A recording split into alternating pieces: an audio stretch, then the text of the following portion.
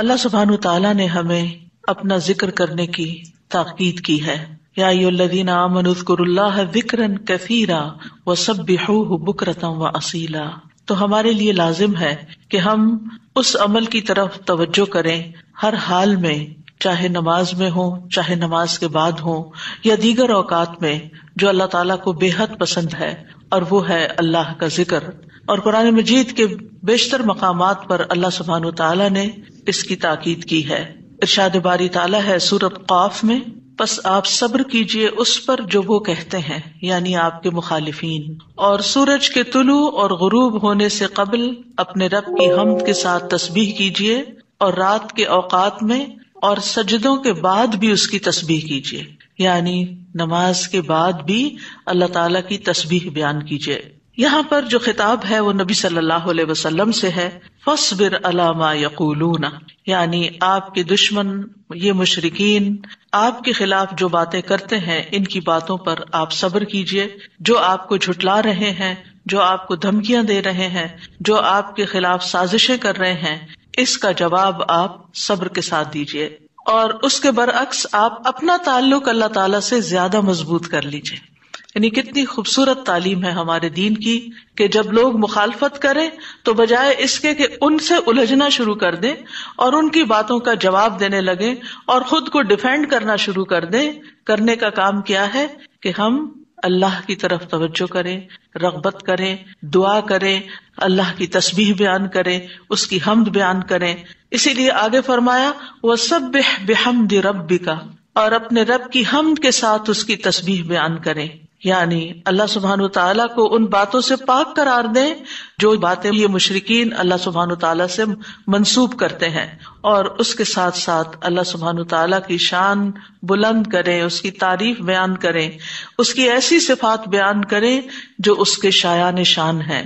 اور یہ نفی اور اس بات دونوں مل کر اللہ کے کمال کو ثابت کرتے ہیں. اور یہاں تسبیح سے مراد یا تو ظاہری تسبیح ہے، یعنی اللہ تعالیٰ کی پاکی بیان کرنا، یا پھر اس سے مراد نماز ہے. یعنی جب لوگوں کی باتیں تکلیف دے تو آپ اللہ سے نماز کے ذریعے مدد مانگے. فاستعینوا بالصبر والصلاۃ. اور پھر قبل طلوع الشمس سے مراد فجر کی نماز جو سورج طلوع ہونے سے پہلے ہوتی ہے، اور قبل الغروب سے مراد ظہر اور عصر کی نمازیں ہیں. ومن اللیل فسبحہ، اس سے مراد رات کی نماز یعنی عشاء اور تہجد کی نماز ہے. اور مغرب بھی رات کا ہی ایک حصہ ہو جاتا ہے کیونکہ سورج غروب ہو چکا ہوتا ہے.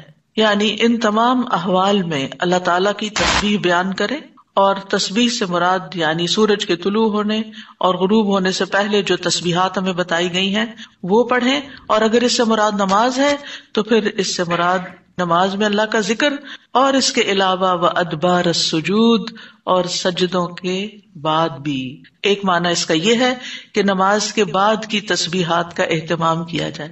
بہت سے لوگوں کو دیکھا گیا وہ نماز پڑھتے بس اٹھ جاتے ہیں، تسبیح نہیں کرتے، جبکہ یہاں اللہ سبحانہ وتعالیٰ خاص طور پر حکم دے رہے ہیں کہ نماز کے بعد تسبیح بیٹھ کر کرنی چاہیے. یہ نماز کے بعد کا ذکر ہے. مجاہد ابن عباس سے روایت کرتے ہیں کہ اللہ تعالیٰ نے آپ صلی اللہ علیہ وسلم کو تمام نمازوں کے بعد تسبیح پڑھنے کا حکم دیا ہے، اور وہ اس آیت کی تشریح کر رہے تھے وہ ادبار السجود کی. مجاہد کہتے ہیں اس سے مراد فرض نماز کے بعد تسبیح کرنا ہے. تو یہ نوٹ کر لیجئے کہ ساری نماز مکمل کرنے کے بعد نہیں بلکہ فرض نماز پڑھنے کے بعد تسبیح کریں. دوسرا معنی اس کا کیا کیا گیا ہے کہ فرض نماز کے بعد نفل نماز بھی پڑھیں، کیونکہ صبح عربی میں نفل نماز کے لیے بھی آتا ہے، یعنی فرض نماز کے بعد نفلی نماز بھی ادا کریں. اور تیسرا معنی اس کا کیا گیا ہے کہ مغرب کی نماز کے بعد 2 رکعت بھی پڑھیں، یعنی ان کو بھی تسبیح کا نام دیا گیا ہے. اسی طرح سورۃ الطور میں اللہ تعالیٰ فرماتے ہیں اور آپ اپنے رب کے حکم کے آنے تک صبر کیجئے، پس بے شک آپ ہماری نگاہوں کے سامنے ہیں. اور جس وقت آپ کھڑے ہوتے ہیں آپ اپنے رب کی حمد کے ساتھ تسبیح کیجئے، اور رات کو بھی اور ستاروں کے پلٹنے کے بعد بھی اس کی تسبیح کیجئے. یہاں بھی نبی صلی اللہ علیہ وسلم کو صبر کا حکم دیا گیا ہے کہ آپ اپنے رب کا حکم آنے تک صبر کرتے رہیں. فَإِنَّكَ بِأَعْيُنِنَا، آپ ہماری نگاہوں کے سامنے ہیں، آپ ہماری توجہ میں ہیں، ہماری نظروں میں ہیں، ہمارے علم میں ہیں، آپ ہماری حفاظت میں ہیں. یعنی عربی کے محاورے کے مطابق کوئی نگاہوں میں ہو کا مطلب یہ کہ ہم اس کی نگرانی کر رہے ہیں، حفاظت کر رہے ہیں. جیسے موسیٰ علیہ السلام کے بارے میں اللہ تعالیٰ نے فرمایا وَلِتُصْنَعَ عَلَىٰ عَيْنِي، تاکہ آپ کی پرورش میری آنکھوں کے سامنے کی جائے، یعنی میری حفاظت اور حراست کے ساتھ. اور وَسَبِّحْ بِحَمْدِ رَبِّكَ حِينَ تَقُومُ، اس کا معنی ہے کہ جب آپ مجلس سے اٹھیں تو تسبیح کریں، جب نیند سے اٹھیں تو تسبیح کریں، جب نماز کے لیے اٹھیں تو تسبیح کریں، اور نماز میں بھی تسبیح کریں. اور اسی طرح تسبیح کے دو اور معنی بھی کیے گئے ہیں کہ رکوع اور سجدوں میں تسبیح کریں، اور پھر دعائے استفتاح میں تسبیح کریں، سبحانک اللہم و بحمدک، یہاں بھی تسبیح ہے. تو آپ دیکھ رہے ہیں کہ ہم دن میں کتنی بار اللہ سبحانہ وتعالیٰ کی تسبیح بیان کرتے ہیں.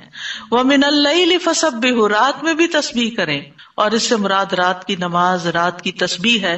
جیسے بیڈ پہ جاتے ہوئے تسبیحات فاطمہ نبی صلی اللہ علیہ وسلم نے حضرت فاطمہ کو سکھائی تھی تاکہ ان کی تھکاوٹ دور ہو جائے. نماز کے علاوہ بھی تسبیح کرتے رہنا چاہیے. ادبار النجوم کے بھی 3 معنی ہیں. ایک معنی کیا گیا ہے فجر سے پہلے کی 2 رکعتیں پڑھنا. نبی صلی اللہ علیہ وسلم یہ رکعتیں نہ سفر میں چھوڑتے تھے نہ گھر میں، کبھی بھی آپ نے یہ سنت نماز نہیں چھوڑی. اور پھر اسی طرح اس سے مراد فجر کی 2 رکعات بھی لی گئی، اور نماز کے بعد کی تسبیح بھی مراد ہے. ان دونوں آیات سے پتہ چلتا ہے کہ نماز کے بعد بھی ذکر کرنے کی اہمیت اور ضرورت ہے، جس سے بہت سے لوگ غافل ہوتے ہیں. قرآن مجید میں اللہ تعالیٰ فرماتے ہیں فَإِذَا قَضَيْتُمُ الصَّلَاةَ فَاذْكُرُوا اللَّهَ قِيَامًا وَقُعُودًا وَعَلَى جُنُوبِكُمْ، پھر جب تم نماز پوری کر چکو تو اللہ کو کھڑے، بیٹھے اور اپنے پہلوؤں پر لیٹے ہوئے یاد کرو.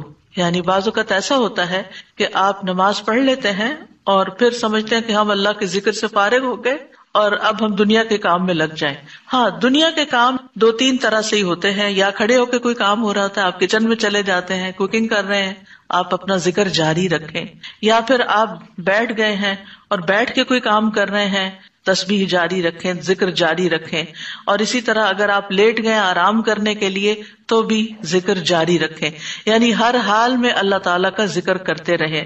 اسی طرح سورہ جمعہ میں اللہ تعالیٰ فرماتے ہیں فَإِذَا قُضِيَتِ الصَّلَاةُ فَانتَشِرُوا فِي الْأَرْضِ وَابْتَغُوا مِن فَضْلِ اللَّهِ وَاذْكُرُوا اللَّهَ كَثِيرًا لَعَلَّكُمْ تُفْلِحُونَ. پھر جب نماز پوری کر لی جائے تو زمین میں پھیل جاؤ اور اللہ کے فضل سے تلاش کرو، یعنی اپنے دنیا کا کام کاروبار کرو اور اللہ کو بہت یاد کرو.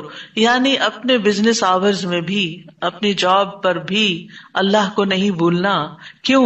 لعلکم تفلحون، تاکہ تم فلاح پاؤ، کامیاب ہو جاؤ. اسی طرح اللہ سبحانہ تعالیٰ رمضان کے روزے مکمل کرنے کے بعد کس چیز کا حکم دیتے ہیں؟ وَلِتُكْمِلُوا الْعِدَّةَ وَلِتُكَبِّرُوا اللَّهَ عَلَى مَا هَدَاكُمْ وَلَعَلَّكُمْ تَشْكُرُونَ، اور تاکہ تم تعداد پوری کرو اور تاکہ تم اللہ کی بڑائی بیان کرو، تکبیرات پڑھو، اور اس پر کہ اس نے تم کو ہدایت بخشی، اور تاکہ تم شکر ادا کرو. اسی طرح حج کے مناسک ادا کرنے کے بعد بھی ذکر کا حکم ہے. فَإِذَا قَضَيْتُم مَّنَاسِكَكُمْ فَاذْكُرُوا اللَّهَ كَذِكْرِكُمْ آبَاءَكُمْ أَوْ أَشَدَّ ذِكْرًا. پھر جب تم اپنے حج کے مناسک پورے کر چکو تو اللہ کو یاد کرو جس طرح اپنے باپ دادا کو یاد کیا کرتے تھے، بلکہ اس سے بھی زیادہ یاد کرنا. یعنی باپ دادا کو یاد کرنے، ماں باپ کو یاد کرنے سے بھی زیادہ اللہ کا ذکر کیا کرو، اللہ سبحانہ تعالیٰ کو زیادہ یاد کیا کرو. کیونکہ انسانوں کی یاد انسانوں کو دکھی کرتی ہے، لیکن اللہ کی یاد دلوں کے اطمینان کا باعث بنتی ہے، دلوں کے اندر سکون کا باعث بنتی ہے. الا بذکر اللہ تطمئن القلوب، خبردار اللہ کے ذکر سے دلوں کو اطمینان نصیب ہوتا ہے. تو آپ نے دیکھا کہ تمام عبادات کے بعد ذکر کا حکم ہے، تسبیح کا حکم ہے، تکبیر کا حکم ہے. اسی طرح نماز کے بعد خاص طور پر، یعنی نماز پڑھتے ہی اٹھ نہیں جانا چاہیے، بلکہ وہاں بیٹھ کر بھی اللہ کا ذکر کرنا چاہیے، اور اس میں غفلت نہیں برتنی چاہیے اور سستی نہیں ہونی چاہیے.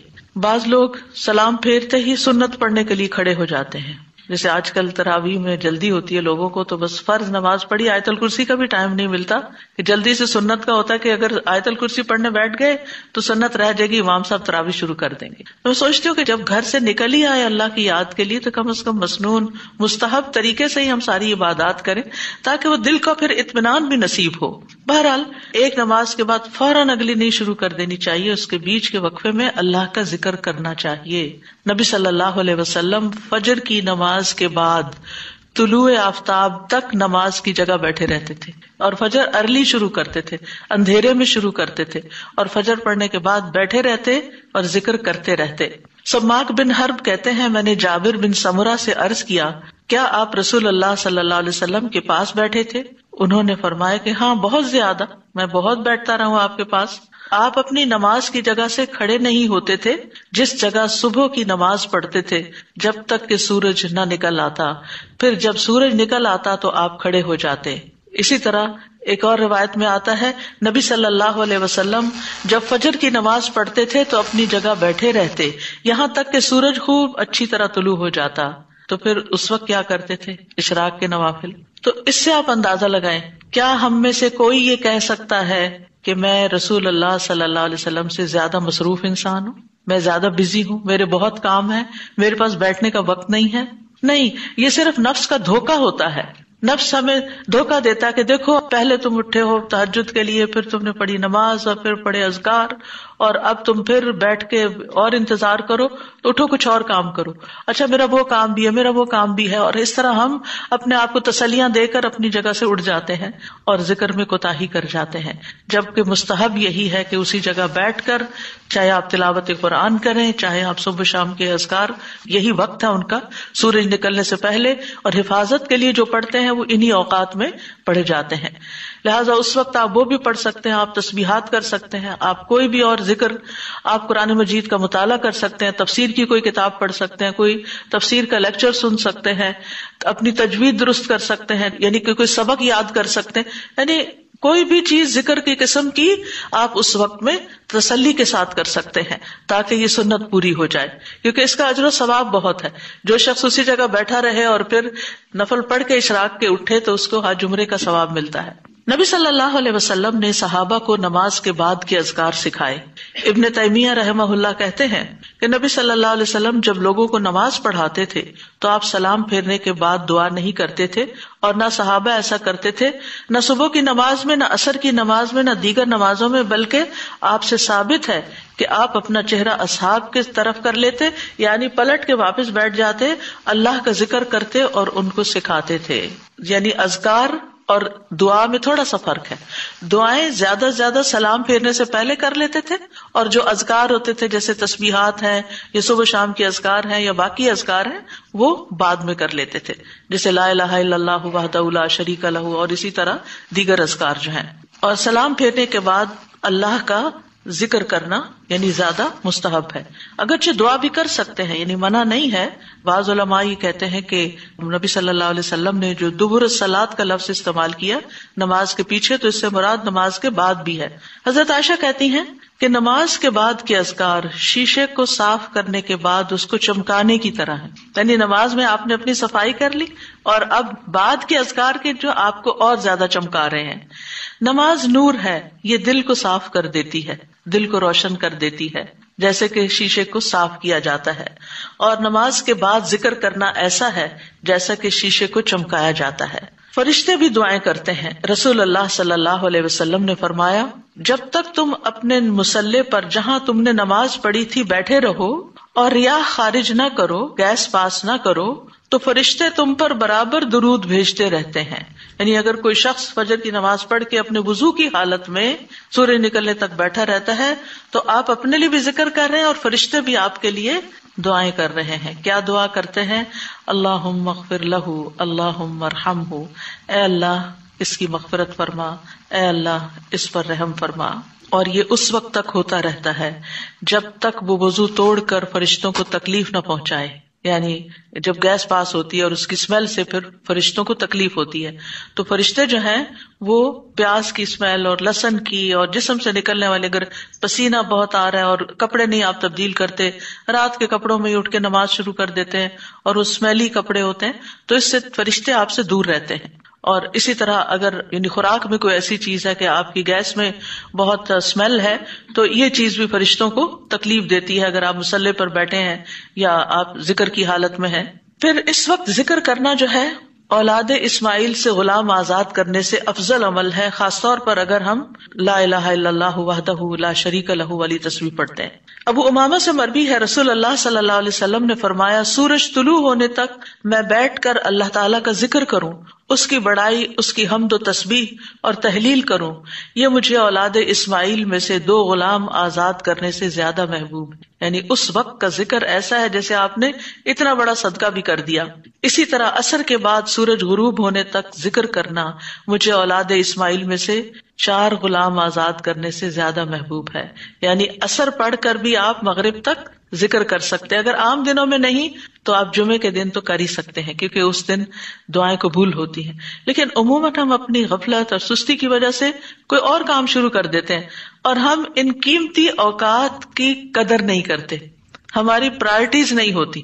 یعنی انسان کو جب پتہ چلتا ہے کہ یہ بزنس کا پیک آور ہے تو وہ کیا کرتا ہے؟ اس وقت کہیں اور سیر کو چلا جاتا ہے؟ نہیں، اس وقت وہ سارے کام چھوڑ کر اس کام کی طرف متوجہ ہو جاتا ہے جو اس کو سب سے زیادہ فائدہ دینے والا ہے. تو اسی طرح بعض سلف صالحین کہتے ہیں کہ ہم نے جمعے کے دن عصر کے بعد مغرب تک جو دعا کی ہماری قبول ہوئی. یعنی یہ قبولیت دعا کا خاص وقت ہوتا ہے. جیسے صبح کا وقت بکرتن نماز فجر سے لے کر سورج نکلنے تک کا ہے، بڑا ہی قیمتی وقت ہے ذکر اذکار کے لیے. اسی طرح عصر کی نماز سے لے کر مغرب تک کا وقت بھی بڑا ہی قیمتی ہے. تو اس میں آپ دیکھیے خصوصاً آج کل آپ روزے سے ہیں، روزہ دار کی بھی دعا قبول ہوتی ہے. اور اس میں بھی امت کے نیک لوگوں کا طریقہ یہی رہا ہے کہ وہ روزہ کھلنے سے پہلے سارے کام چھوڑ دیتے تھے اور ذکر اذکار میں مصروف ہو جاتے تھے، دعائیں کرنے میں مصروف ہو جاتے تھے. تو آپ بھی اپنے لیے کچھ پلان اس طرح کریں کہ جمعے کا دن اور ہم کم از کم رمضان کا مہینہ عصر کا وقت جو ہے اس سے پہلے اپنے کام ختم کر کے مصلی پہ بیٹھے یا کرسی پہ بیٹھے، یا لیٹنا چاہتے تو لیٹ جائیں، کیونکہ پہلی آیت یہی بتائی گئی تھی نا کہ آپ کھڑے یا بیٹھے یا لیٹے ہر حال میں اللہ کا ذکر کر سکتے ہیں. الذین یذکرون اللہ قیاما وقعودا وعلی جنوبہم، وہ جو اللہ کا ذکر کرتے ہیں کھڑے، بیٹھے اور لیٹے، جس بھی پوزیشن میں آپ کرنا چاہیں آپ ذکر کر سکتے ہیں. اور اس میں تسبیح کیجئے، حمد و ثنا کیجئے اللہ تعالیٰ کی، اور دعائیں مانگیے. اور الحمدللہ ہمارے پاس کتابوں کی شکل میں دعاؤں کا اتنا پیارا ذخیرہ ہے، جو مسنون اوتھینٹک دعائیں قرآن و سنت سے ہم نے جمع کی ہیں. اگر زبانی یاد ہے تو بہت ہی اچھا کہ دل لگا کے زبانی پڑھے، اور اگر زبانی یاد نہیں تو ان کو کھول لیجئے اور پڑھنا شروع کر دیجئے. اور صرف پڑھتے نہ جائیں، اس وقت کوئی قرات کا وقت نہیں ہے، یہ مانگنے کا وقت ہے. دیکھ دیکھ کر اس طرح پڑھیں دعا کو جیسے آپ مانگ رہے ہیں اللہ تعالیٰ سے.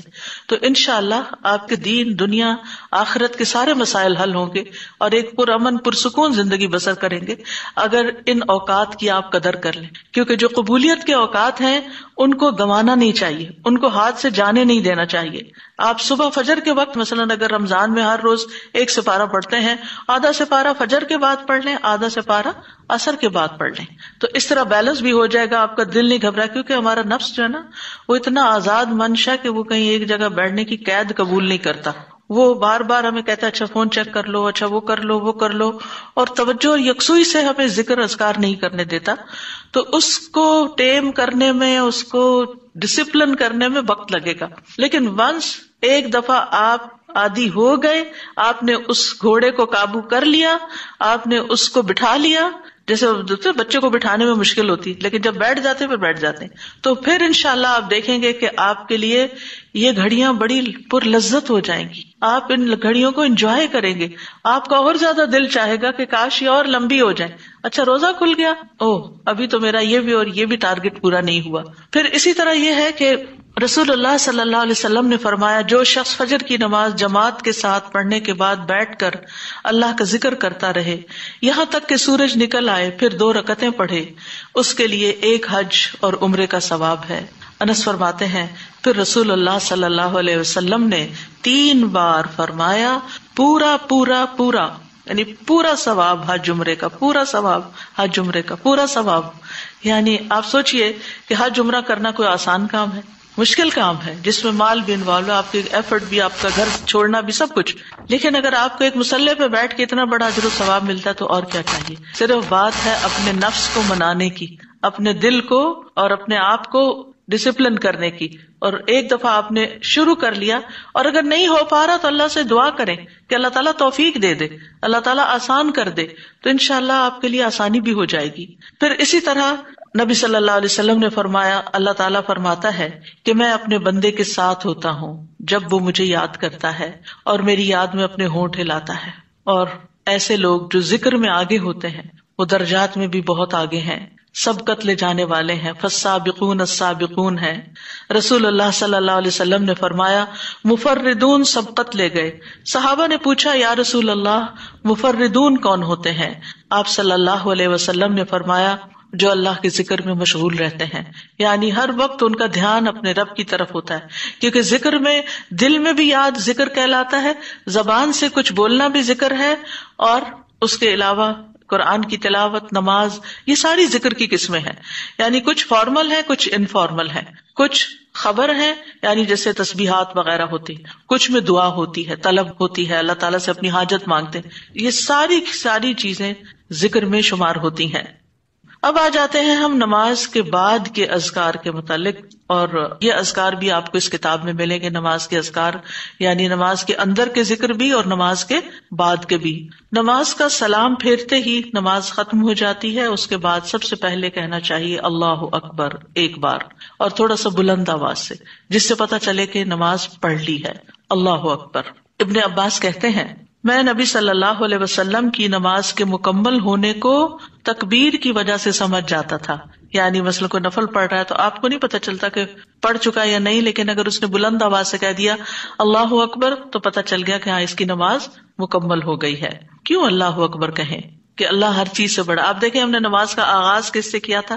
اللہ اکبر سے کیا تھا، اور نماز میں کئی بار ہم نے اللہ اکبر کہا.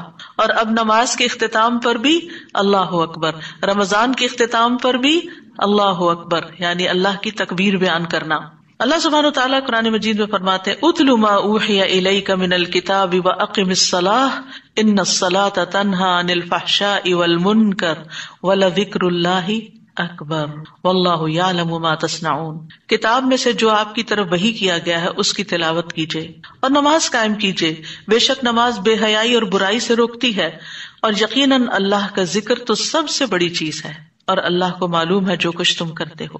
تو اللہ کا ذکر سب سے بڑی چیز، اور اس ذکر میں اللہ کو سب سے بڑا قرار دینا سب سے بڑی چیز. اور نبی صلی اللہ علیہ وسلم اور پھر صحابہ کا طریقہ بھی یہی تھا کہ آپ فرض نمازوں کے بعد ذکر کرتے اور آوازیں بلند کرتے.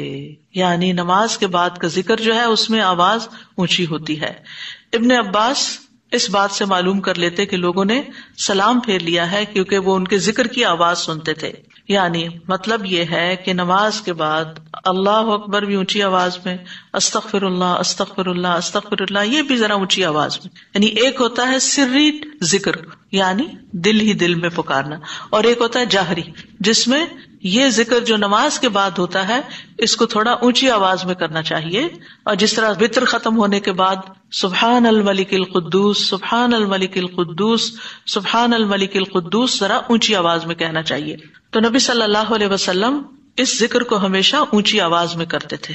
ٹھیک ہے، یعنی آپ کی اقتداء، آپ کی پیروی ہر معاملے میں یہ عبادت کے درجات کو بڑھا دیتی ہے. اور اس میں ہم یہ بھی دیکھتے ہیں کہ صحابہ کرام جو تھے وہ نبی صلی اللہ علیہ وسلم کی صرف سنت کو نہیں سیرت کو بھی آگے بیان کرتے تھے کہ آپ نے کوئی کام کیا اور کس طریقے سے کیا. مثلاً ذکر کیا اور کس طرح کیا، بلند آواز سے کیا یا آہستہ آواز سے کیا، بیٹھ کر کیا یا کھڑے ہو کر کیا. اور پھر آپ دیکھیے کہ نماز کے بعد اذکار جو ہیں وہ زیادہ پسندیدہ ہیں، یعنی دعاؤں کی نسبت زیادہ اذکار. ٹھیک ہے، اور پھر اسی طرح آپ دیکھیے کہ دوسرا ذکر جو آپ کریں گے وہ ہے استغفر اللہ 3 بار. استغفر اللہ استغفر اللہ. صوبان کہتے ہیں رسول اللہ صلی اللہ علیہ وسلم جب اپنی نماز سے فارغ ہوتے تھے تو 3 مرتبہ استغفار فرماتے تھے، 3 بار استغفار کرتے. ولید کہتے ہیں میں نے اوزائی سے پوچھا آپ استغفار کس طرح فرمایا کرتے تھے؟ تو انہوں نے کہا آپ فرماتے تھے استغفر اللہ استغفر اللہ. اب نماز پڑھ لی ہے، استغفر اللہ کیوں؟ اس لیے کہ ہم تو نماز کا حق بھی ادا نہیں کرتے. ہمارا دھیان کہاں سے کہاں چلا جاتا ہے، ہم کئی دفعہ بھول جاتے ہیں، ہمیں سجدہ سہو کرنا تک یاد نہیں رہتا، ہمیں کچھ پتہ نہیں ہوتا ہم نے کون سی سورت پڑھی، کیا تلاوت کی. ہو سکتا ہے تلاوت میں کوئی غلطی کر دیں، ہو سکتا ہے کہ تسبیح کی جگہ کچھ اور پڑھ دیں بھول چوک کے. تو ہم نماز کے اندر بھی بہت کچھ غلط کرتے رہتے ہیں جانے انجانے.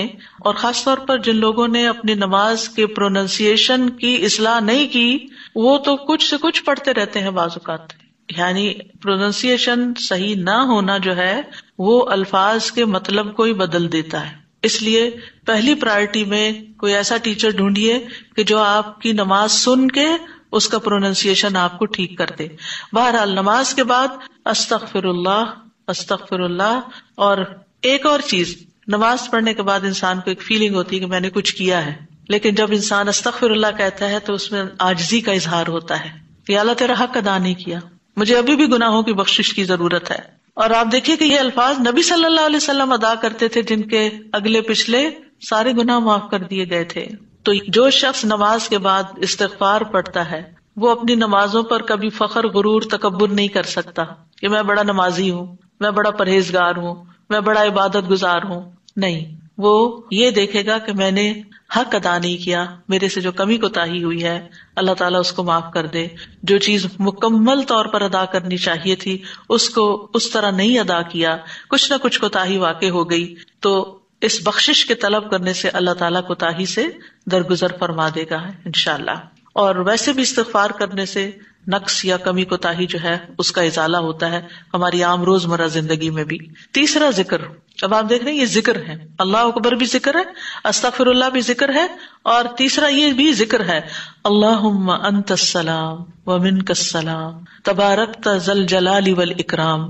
اے اللہ تو سراپا سلامتی ہے اور تجھی سے سلامتی حاصل ہوتی ہے، تو بڑی برکتوں والا ہے اے جلال و اکرام والے. یعنی استغفار کے بعد پھر فوراً بعد اللہ تعالیٰ کی تعریف اور یہ ذکر. السلام جو ہے یہ اللہ تعالیٰ کے ناموں میں سے ایک نام ہے جس کا مطلب یہ ہے کہ اللہ تعالیٰ ہر طرح کی آفات سے، عیبوں سے، ہر طرح کے نقص سے سلامت ہے. کوئی چیز اس کو نقصان نہیں دے سکتی، نہ لوگوں کی باتیں جو اللہ تعالیٰ کے خلاف کرتے ہیں، یا لوگوں کے گمان، یا لوگوں کی نافرمانیاں اور گناہ اور عبادت نہ کرنا، اللہ کا حکم نہ ماننا. اللہ تعالیٰ کو کوئی چیز نقصان نہیں دیتی، وہ سلامت ہے، اس کو کسی کی ضرورت ہی نہیں ہے. یہ جو کچھ ہم کرتے ہیں، ذکر ہو عبادت ہو، یہ اپنے ہی فائدے کے لیے کرتے ہیں، اللہ تعالیٰ پر کچھ احسان نہیں ہے. تو ہم یہ کہتے ہیں اللہم انت السلام کہ اللہ تعالیٰ آپ سراسر سلامتی ہیں اور آپ کا ہر فعل جو ہے وہ ظلم سے سلامت ہے، پاک ہے، ہر شر سے پاک ہے. آپ کی تقدیر، آپ کے فیصلے، ہر چیز سلامتی پر مبنی ہے. ومنک السلام، سلامتی تیری ہی طرف سے آتی ہے، یعنی تو ہی سلامتی دیتا ہے یا تو ہی سلامتی کو روک لیتا ہے. سلامتی کا مالک بھی تو ہی ہے، تو سلامت رکھے تو ہم سلامت ہیں. تو یہ تعلق اللہ تعالیٰ سے انسان اپنا ظاہر کرتا ہے کہ انسان اپنے رب کے بارے میں کیا سمجھتا ہے. تبارکتا، تبارکتا کا لفظ برکت سے ہے جس کا مطلب ہوتا ہے کثرت سے کسی چیز کا بڑھنا اور قائم رہنا، یعنی تیری خیرات و برکات بہت زیادہ ہیں. ذل جلال والاکرام، اے عزت اور جلال والے. جلال کا مطلب ہے عظمت، بڑائی، اور اکرام کا مطلب ہے احسان. یعنی تو اپنے بندوں کو عزت و اکرام دیتا ہے، اپنے رسولوں کو، اپنے انبیاء کو اور اپنے صالح بندوں کو تو ہی عزت اور اکرام اور برکتیں عطا کرتا ہے. ساری نعمتیں تیری ہی طرف سے ہیں. اور یہ کتنا خوبصورت ذکر ہے جو ہم ہر نماز کے بعد کرتے ہیں، یا جو نہیں کر رہے انہیں لازماً کرنا چاہیے کہ اللہ سبحانہ وتعالیٰ سے ہم اپنے اچھے گمان کا اظہار کرتے ہیں اور ایک طرح سے انڈائریکٹلی سلامتی اور برکت طلب بھی کرتے ہیں. آپ دیکھیے عموماً ہم جب کسی چیز کے اندر فائدہ دیکھتے ہیں تو ہم خیر اس سے وابستہ کر لیتے ہیں. یہ ہے تو کام ہوگا، یہ نہیں تو کام ہی نہیں ہوگا. مثلاً آپ کوئی قلم خریدتے ہیں اور اس سے لکھنا شروع کرتے ہیں اور آپ کو اچھا لگتا ہے، یا آپ اس سے جو لکھنا چاہتے تھے آرٹیکل یا کوئی چیز یا نوٹس اپنے تو بڑے اچھے لکھ پاتے ہیں، تو آپ کہنے لگتے ہیں یہ قلم بڑا مبارک ہے. ٹھیک ہے بھائی، قلم اچھا ہے، فائدہ دے رہا ہے آپ کو، لیکن اصل تو اللہ نے آپ کے لیے یہ وسیلہ بنایا کہ اس نے آپ تک یہ پہنچایا. تو اصل برکت اور خیر اور سلامتی کا منبع اللہ رب العزت کی ذات ہے. چیزوں کے ساتھ مت چمٹ جائیے اور ان پر اتنے ڈیپینڈنٹ نہ ہو جائیں کہ اللہ کو بھول جائیں اور اللہ تعالیٰ کی نعمت اور اللہ تعالیٰ کا احسان یاد نہ کریں. تو اس لیے ہر نماز کے بعد ہم اس بات کا اقرار کرتے ہیں کہ ساری برکتیں تیری ذات سے ہیں یا رب، ساری سلامتی تیری طرف سے ہے یا رب، عزت اور اکرام تیری ہی طرف سے ہے یا رب، تو ہی جس کو چاہے اس پر احسان فرماتا ہے، لہٰذا ہم یہ سب کچھ تجھ سے ہی طلب کرتے ہیں. پھر آپ دیکھیے چوتھا ذکر ہے لا الہ الا اللہ وحدہ لا شریک لہ لہ الملک ولہ الحمد وہو علی کل شیء قدیر. یہ بھی آپ 3 بار پڑھ سکتے ہیں، یہ بھی ذکر ہے، یعنی 3 مرتبہ اللہ تعالی کی توحید کا اقرار. مغیرہ بن شعبہ جو وحی کے کاتب تھے ان سے مروی ہے کہ معاویہ رضی اللہ عنہ نے مغیرہ کو لکھا کہ کوئی حدیث جو آپ نے رسول اللہ صلی اللہ علیہ وسلم سے سنی ہو وہ مجھے لکھ کر بھیجیں. راوی کہتے ہیں کہ مغیرہ رضی اللہ عنہ نے انہیں لکھا کہ میں نے آپ صلی اللہ علیہ وسلم سے سنا ہے آپ اپنی نماز سے فارغ ہونے کے بعد 3 مرتبہ یہ پڑھا کرتے تھے لا الہ الا اللہ وحدہ لا شریک لہ لہ الملک ولہ الحمد وہو علی کل شیء قدیر. سب سے پہلے توحید کا اقرار کہ اللہ ایک ہے، وہی الہ ہے، وہی خالق ہے، مالک ہے، رب ہے، معبود ہے.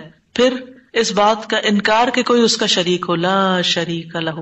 اور پھر لہ الملک، بادشاہت بھی اسی کی ہے، معبود بھی وہی ہے، بادشاہ بھی وہی ہے، اور ایسا بادشاہ ہے وَلَهُ الْحَمْدُ کہ اس کی تعریف ہے.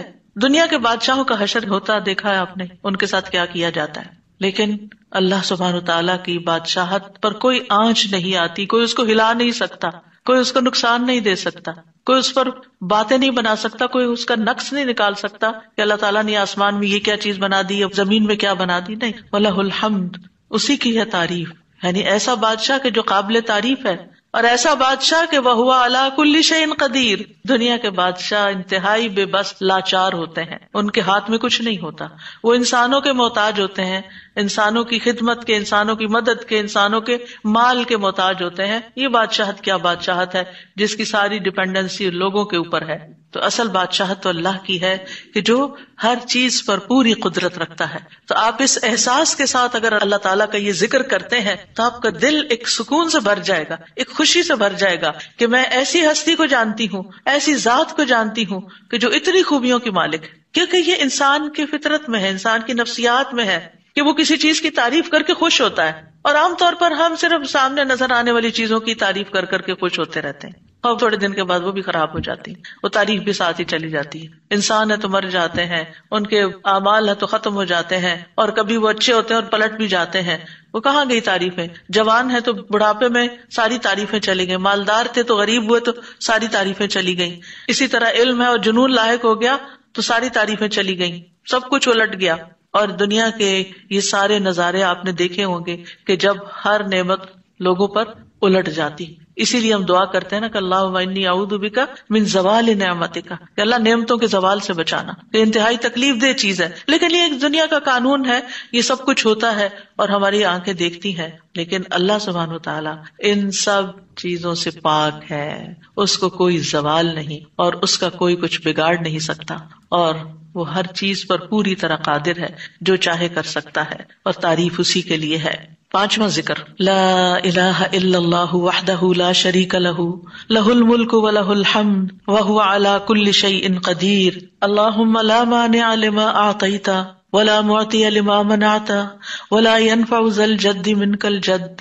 اللہ کے سوا کوئی الہ نہیں، وہ اکیلا ہے، اس کا کوئی شریک نہیں، بادشاہت اسی کی ہے اور تمام تعریف اسی کے لیے ہے، اور وہ ہر چیز پر پوری طرح قدرت رکھنے والا ہے.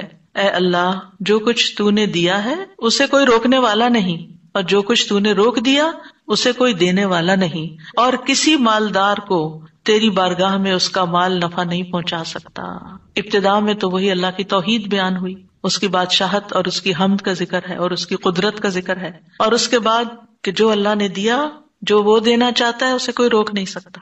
یہاں بھی آپ دیکھیں مانگ کچھ نہیں رہی، یہ ذکر ہے، یہ دعا نہیں، یہ کیا ہے؟ ذکر ہے. اور جو کچھ تو نے روک دیا کوئی دے ہی نہیں سکتا، اور سارے ہی مالدار فقیر ہیں، اور خاص طور پر تیرے سامنے فقیر ہیں.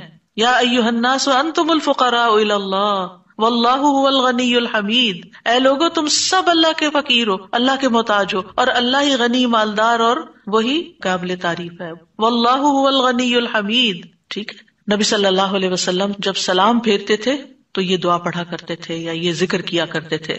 اور اس میں آپ دیکھیے کہ یہ جو عقیدہ ہے نا کہ اللہ روکے تو کوئی دے نہیں سکتا، یہ انسان کو بڑا اطمینان دے دیتا ہے. اگر کوئی چیز، کوئی خیر آپ کی طرف آنے سے رکی ہوئی ہے تو وہ اللہ ہی نے روکی ہوئی ہے، آپ پر رحمت کی وجہ سے.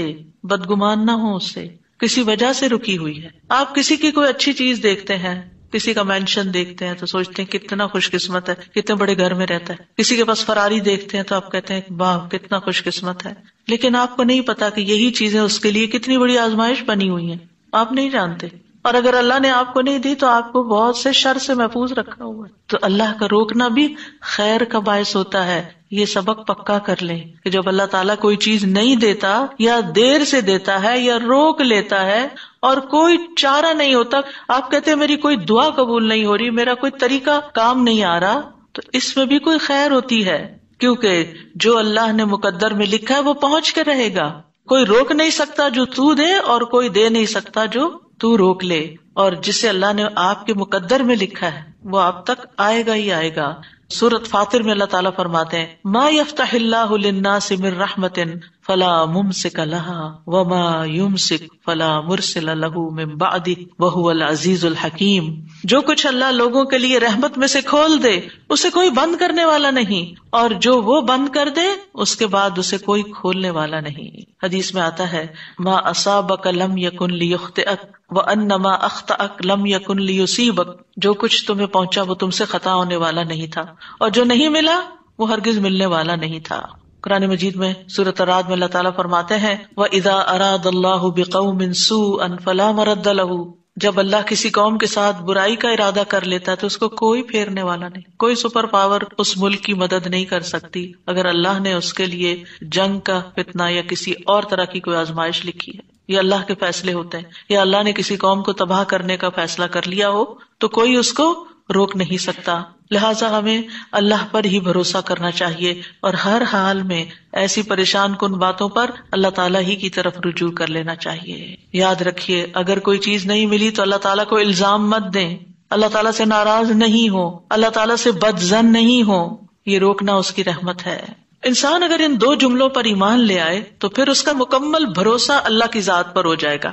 وہ رزق کے بارے میں اللہ پر ہی توکل کرے گا، نقصان کو دور کرنے اور بھلائی کو پانے کے لیے اللہ پر ہی بھروسہ کرے گا.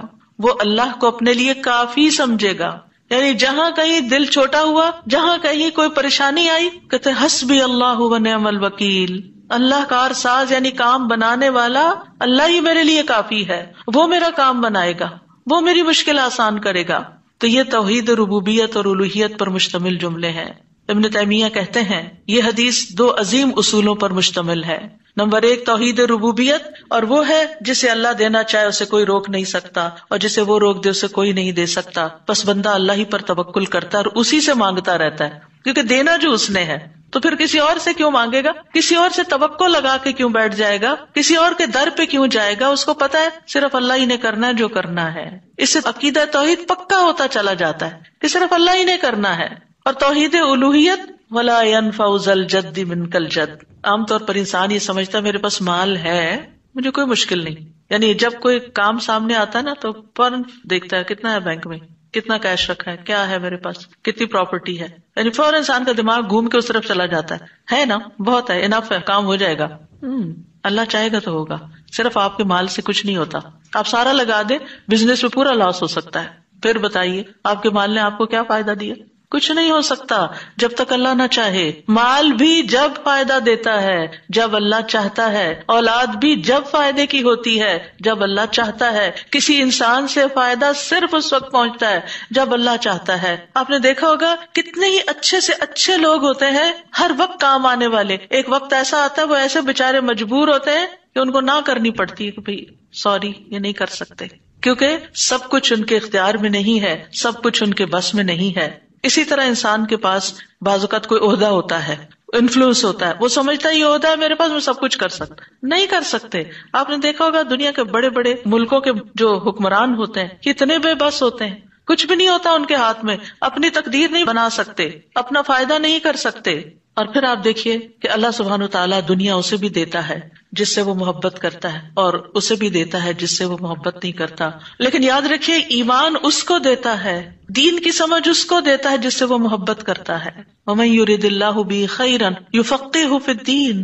دنیا تو سب کے پاس، مومن مسلم کافر سب کے پاس ہو سکتی ہے دنیا کے بڑے بڑے فائدے ہر ایک کو مل سکتے ہیں، لیکن دین اس کو ملتا ہے جس سے اللہ محبت کرتا ہے. لہذا انسان کو اللہ ہی کی طرف رغبت کرنی چاہیے، اور کبھی بھی اپنے مال پہ، اپنے جاہ پہ، اپنے ریسورسز پہ، اپنی قوتوں پر، اپنے علم پر کبھی بھروسہ نہیں کرنا چاہیے کہ یہ میرے لیے کچھ بنائیں گے اور ان کی وجہ سے میں آگے بڑھ جاؤں گا اور ان کی وجہ سے میرا بہت فائدہ ہوگا. کہ اللہ فائدہ لائے گا نا، ان میں سے کوئی ایک چیز بھی آپ کے پاس نہیں ہوگی تو آپ کا کام بن جائے گا. اور اگر فائدہ نہیں دینا نا اللہ نے ان ساری چیزوں کے ہوتے ہوئے، کئی دفعہ لوگ کہتے ہیں نا ہر چیز ہے میرے پاس لیکن پھر بھی میرا یہ مسئلہ حل نہیں ہوتا، معلوم نہیں کیوں رکاوٹ آ گئی، اور پھر وہ غلط سوچنا شروع کر دیتے ہیں فلاں کی بندش ہے، فلاں کی نظر ہے، فلاں نے یہ کر دیا. نہیں، نفع اور نقصان دونوں اللہ کے ہاتھ میں. نہ کسی کی نظر آپ کو نقصان دے سکتی ہے، نہ کسی کا جادو آپ کو نقصان دے سکتا ہے، نہ کسی کا حسد آپ کو نقصان دے سکتا ہے اگر اللہ نہ چاہے. لہٰذا اسی سے دعا کرتے رہیں، اور جو پروٹیکشن کی دعائیں اس نے سکھائی ہیں وہ پڑھتے رہیں، اور باقی بھروسہ اللہ کی ذات پر کریں. پھر چھٹا ذکر ہے لا الہ الا اللہ وحدہ لا شریک لہ لہ الملک ولہ الحمد وہو علی کل شیء قدیر لا حول ولا قوة الا باللہ لا الہ الا اللہ ولا نعبد الا ایاہ لہ النعمۃ ولہ الفضل ولہ الثناء الحسن لا الہ الا اللہ مخلصین لہ الدین ولو کرہ الکافرون. اللہ کے سوا کوئی الہ نہیں، وہ اکیلا ہے، اس کا کوئی شریک نہیں، بادشاہت اسی کی ہے اور تمام تعریف اسی کے لیے ہے، اور وہ ہر چیز پر پوری طرح قدرت رکھنے والا ہے. اور گناہ سے بچنے کی طاقت اور نیکی کرنے کی طاقت اللہ کے سوا کوئی دینے والا نہیں، اللہ کے سوا کوئی الہ نہیں. ہم صرف اسی کی عبادت کرتے ہیں، اسی کی ساری نعمتیں ہیں، اسی کا سارا فضل ہے اور اسی کے لیے خوبصورت تعریف ہے. اللہ کے سوا کوئی الہ نہیں، ہم اسی کے لیے دین میں اخلاص رکھنے والے ہیں اگرچہ کافر ناپسند کریں. ابن زبیر سلام پھیر کر ہر نماز کے بعد یہ کہتے، اور راوی کہتے ہیں کہ انہوں نے کہا کہ رسول اللہ صلی اللہ علیہ وسلم ہر نماز کے بعد ان کلمات کے ساتھ تحلیل کیا کرتے تھے، یعنی اللہ تعالیٰ کی حمد و ثنا بیان کرتے تھے. یہ بھی کیا ہے نماز کے بعد کا ذکر. اور اس میں آپ دیکھیے لا الہ الا اللہ وحدہ کے علاوہ لا حول ولا قوة الا باللہ، لا حول ولا قوة الا باللہ، کہ کوئی پھیرنے کی قوت یعنی کسی برائی کو، نقصان کو دور کرنے کی، اور اسی طرح کوئی فائدہ حاصل کرنے کی قوت اللہ ہی کے پاس ہے. کسی گناہ سے دور ہونے اور کسی نیکی کے کرنے کی ہمت طاقت اللہ ہی کے پاس ہے. تو یہ لا حول ولا قوت الا باللہ بہت فائدہ دیتا ہے اور اس کی کثرت کرنے کو کہا گیا ہے. اور لا الہ الا اللہ ولا نعبد الا ایاہ، ہم صرف اسی کی عبادت کرتے ہیں. لہ النعمۃ ولہ الفضل وَلَهُ الثَّنَاءُ الْحَسَنُ، نعمت بھی اور فضل بھی اور اچھی تعریف سب اللہ ہی کے لیے ہے، اور ہم مخلص ہو کر اللہ کی عبادت کرتے ہیں. مخلصین لہ الدین لا الہ الا اللہ وَلَوْ كَرِهَ الْكَافِرُونَ، اگرچہ کافر ناپسند کریں، ان کو ہماری توحید اچھی نہ لگے، لیکن پھر بھی ہم صرف ایک اللہ ہی کو مانتے ہیں. ساتویں چیز ہے تسبیحات. سبحان اللہ 33 بار، الحمدللہ 33 بار اور اللہ اکبر 33 بار، اور 34ویں بار لا الہ الا اللہ وحدہ لا شریک لہ لہ الملک ولہ الحمد وہو علی کل شیء قدیر. ہر نماز کے بعد ان تسبیحات کو پڑھنے کی فضیلت کیا ہے؟ ابو ہریرہ کہتے ہیں رسول اللہ صلی اللہ علیہ وسلم نے فرمایا، جس آدمی نے ہر نماز کے بعد 33 مرتبہ سبحان اللہ، 33 مرتبہ الحمدللہ اور 33 مرتبہ اللہ اکبر کہا تو یہ 99 کلمات ہو گئے، اور 100 کا عدد پورے کرنے کے لیے لا الہ الا اللہ وحدہ لا شریک لہ یہ ذکر کر لیا تو اس کے سارے گناہ معاف کر دیے جائیں گے، چاہے وہ سمندر کی جھاگ کے برابر ہوں. یعنی 100 کا عدد پورا کرنے کے لیے کیا پڑھنا ہے؟ لا الہ الا اللہ وحدہ لا شریک لہ لہ الملک ولہ الحمد وہو علی کل شیء قدیر. رسول اللہ صلی اللہ علیہ وسلم نے فرمایا ہر نماز کے بعد کچھ ایسے اذکار ہیں جن کو پڑھنے والا یا جن کو کرنے والا کبھی محروم نہیں ہوتا. جن میں سے سبحان اللہ 33 بار، الحمدللہ 33 بار اور 34 بار اللہ اکبر. یعنی اگر لا الہ الا اللہ پورا نہیں پڑھ سکتے تو اللہ اکبر کو 34 بار کر کے 100 کی گنتی پوری کر لیں. پھر اسی طرح رسول اللہ صلی اللہ علیہ وسلم کے پاس کچھ فقیر صحابہ حاضر ہوئے. کہا کہ امیر لوگ بلند درجات اور ہمیشہ رہنے والی جنت حاصل کر چکے. حالانکہ جس طرح ہم نماز پڑھتے ہیں وہ بھی پڑھتے ہیں، جیسے ہم روزے رکھتے ہیں وہ بھی رکھتے ہیں، لیکن مال و دولت کی وجہ سے انہیں ہم پر فضیلت حاصل ہے. اس کی وجہ یہ کہ وہ حج کرتے ہیں، عمرہ کرتے ہیں، جہاد کرتے ہیں، صدقے دیتے ہیں، اور ہم محتاجی کی وجہ سے یہ کام نہیں کر سکتے. آپ نے فرمایا کیا میں تمہیں ایک ایسا عمل نہ بتا دوں اگر تم اس کی پابندی کرو گے تو جو لوگ تم سے آگے بڑھ چکے ہیں تم انہیں پالو گے اور تمہارے مرتبے تک کوئی نہیں پہنچ سکتا، اور تم اپنے سامنے موجود لوگوں میں سب سے بہتر ہو جاؤ گے سوائے ان کے جو یہی عمل شروع کر دیں. ہر نماز کے بعد 33 بار سبحان اللہ، 33 بار الحمدللہ، 33 بار اللہ اکبر، اور پھر 34ویں بار تو وہ ذکر آپ کو بتا ہی دیا گیا. اور اگر آپ 33 بار نہ پڑھ سکیں تو 10 بار سبحان اللہ، 10 بار الحمدللہ اور 10 بار اللہ اکبر پڑھ لیا کریں. یعنی اگر جلدی ہے تو پھر 10 بار بھی پڑھ سکتے ہیں. نبی صلی اللہ علیہ وسلم نے فرمایا 2 عمل ایسے ہیں اگر کوئی مسلمان بندہ ان کی پابندی کر لے تو جنت میں داخل ہوگا، اور وہ بہت آسان ہے مگر ان پر عمل کرنے والے بڑے کم ہیں. وہ کیا ہیں؟ ہر نماز کے بعد 10 بار سبحان اللہ، 10 بار الحمدللہ، 10 بار اللہ اکبر. فرمایا زبان کی ادائیگی کے اعتبار سے تو 150 بار ہے، یعنی 5 نمازوں میں 10 بار، اور ترازو میں 1500 ہوں گے. اور جب سونے لگے تو 34 بار اللہ اکبر، 33 بار الحمدللہ اور 33 بار سبحان اللہ کہے. زبانی طور پر تو یہ 100 ہے مگر میزان میں یہ تسبیحات 1000 ہوں گی. اور وہ کہتے ہیں یقیناً میں نے رسول اللہ صلی اللہ علیہ وسلم کو دیکھا، آپ انہیں اپنے ہاتھ سے شمار کرتے تھے. اور پھر کہتے ہیں دائیں ہاتھ سے، تو کرنے کا طریقہ کیا ہے؟ 3 دفعہ اوپر کو جائیے سبحان اللہ سبحان اللہ سبحان اللہ، اور 3 دفعہ نیچے کو آ جائیے سبحان اللہ سبحان اللہ سبحان اللہ. ایک انگلی پہ 6 بار ہو گیا. تو آپ کی 5 انگلیاں ہیں تو 5 کو 6 دفعہ ضرب دیں تو کیا ہوتا ہے؟ 30، اور 3 دفعہ اور پڑھ لیں، اور اگر 34 ہے تو ایک اور پڑھ لیں. تو اس طرح ایک ہی ہاتھ پر، دائیں ہاتھ پر یہ تسبیحات آسانی سے پڑھی جا سکتی ہیں، کیونکہ ہاتھ سے تسبیح کرنا زیادہ پسندیدہ ہے. حضرت عبداللہ بن عمر کہتے ہیں میں نے رسول اللہ صلی اللہ علیہ وسلم کو دیکھا، آپ داہنے ہاتھ کی انگلیوں پر تسبیح کو شمار کرتے تھے، اور آپ نے صحابیات کو حکم دیا تھا کہ وہ اللہ کی تکبیر، تقدیس، تحلیل کی پابندی اختیار کریں اور اپنی انگلیوں پر شمار کریں، کیونکہ ان سے سوال ہوگا اور یہ بلوائی جائیں گی. قیامت کے دن ہاتھ بولیں گے، تو اگر ان پہ تسبیح آپ پڑھتے ہیں تو یہ بول کے بتائیں گے ہم تو اللہ کا ذکر کرتے رہے. 8ویں چیز ہے آیت الکرسی. اللہ لا الہ الا هو الحی القیوم لا تأخذہ سنۃ ولا نوم لہ ما فی السماوات وما فی الارض من ذا الذی یشفع عنده الا بإذنہ یعلم ما بین ایدیہم وما خلفہم ولا یحیطون بشیء من علمہ الا بما شاء وسع کرسیہ السماوات والارض ولا یؤودہ حفظہما وہو العلی العظیم. پورا اللہ کا تعارف ہے. اللہ وہ ہے کہ اس کے سوا کوئی معبود نہیں، وہ زندہ ہے، ہر چیز کو قائم رکھنے والا ہے، نہ اسے کچھ اونگ پکڑتی ہے اور نہ کوئی نیند. اسی کا ہے جو کچھ آسمانوں میں ہے اور جو کچھ زمین میں ہے. کون ہے جو اس کے پاس اس کی اجازت کے بغیر سفارش کرے؟ وہ جانتا ہے جو کچھ ان کے سامنے اور جو کچھ ان کے پیچھے ہے، اور وہ اس کے علم میں سے کسی چیز کا احاطہ نہیں کر سکتے مگر جتنا وہ چاہے.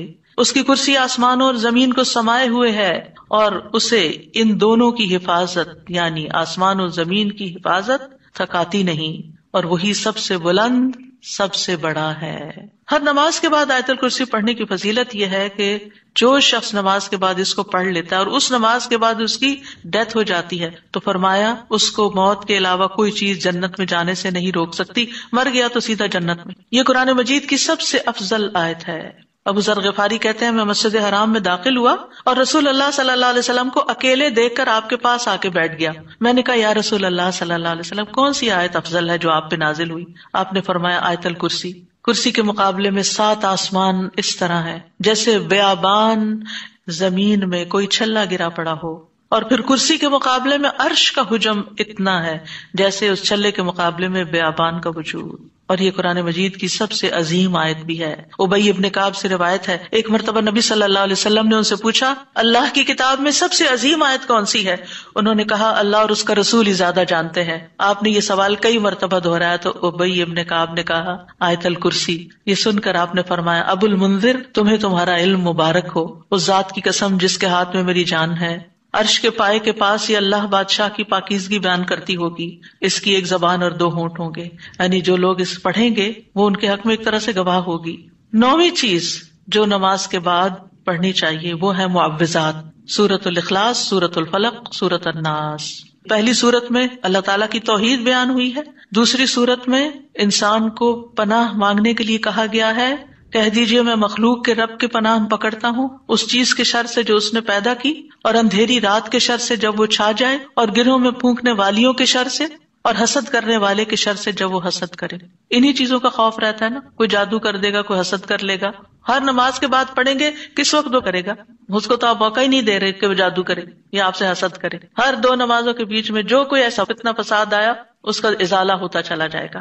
عقبہ بن عامر کہتے ہیں کہ رسول اللہ صلی اللہ علیہ وسلم نے مجھے حکم دیا تھا کہ میں ہر نماز کے بعد معوذات پڑھا کروں، یعنی یہ تینوں صورتیں پڑھا کروں۔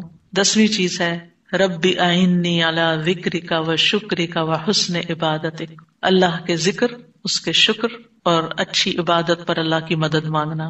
معاذ بن جبل کہتے ہیں کہ رسول اللہ صلی اللہ علیہ وسلم